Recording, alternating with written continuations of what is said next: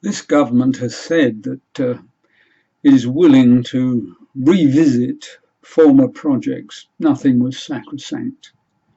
After all, it looked at HS2.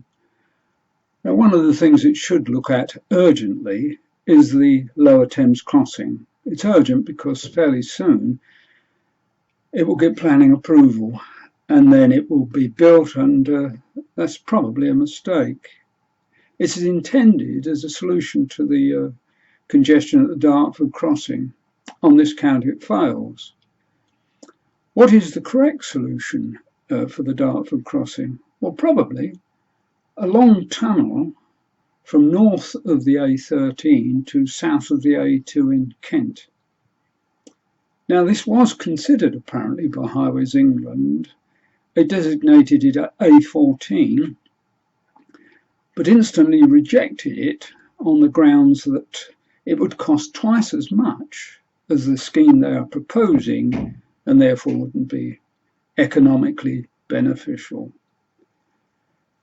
I looked at this and I thought, twice the price of their proposed project, that was 6.6 billion.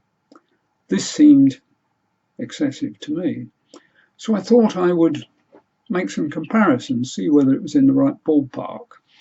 And I wrote a little pamphlet subsequently, and I considered 5 different ways of costing it. I compared it with a long tunnel in Holland at Westerschelde, the Dublin Port Tunnel in Ireland, the Hindhead Tunnel on the A3 near Guildford, the Belenes tunnels in northern Spain, and finally I used some data that the government had issued in connection with the HS2 project.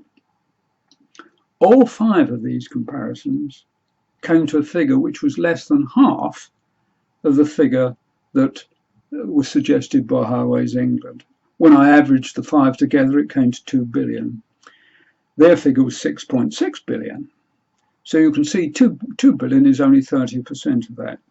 So it looks as if there is considerable room for saving there. I approached Highways England with a freedom of information request too, in fact, but they behaved like a secret society, so I didn't get anywhere there. On the screen, you will see a link to a YouTube video. It's a good video, you'll enjoy it.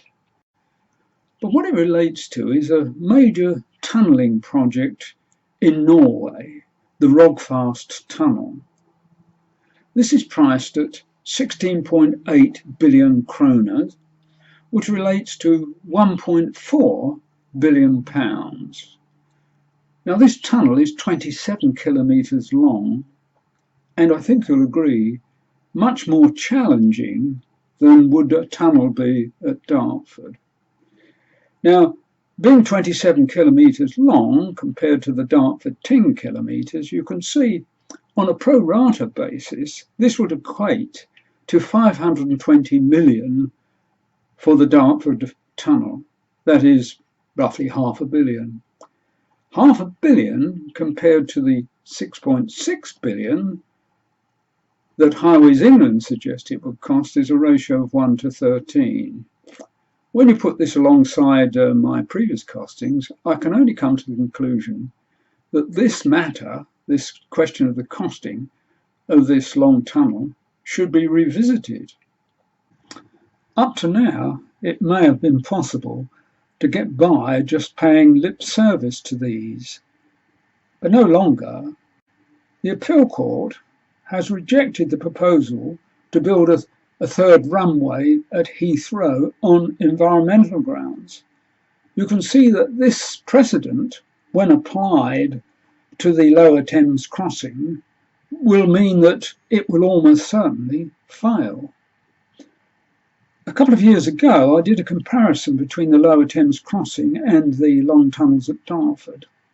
I found that the Lower Thames crossing would put into the atmosphere 100,000 more tonnes of CO2 each year than the long tunnels, and be responsible for the deaths of a couple of dozen extra people due to atmospheric pollution.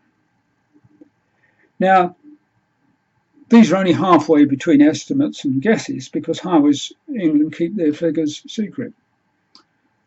But you can see that as well as being probably a better solution, the long tunnels would be much, much more resistant to an appeal. So I think the Minister of Transport ought now immediately to ask for a further analysis of the A14 long tunnel project and put the results that they find in the public domain.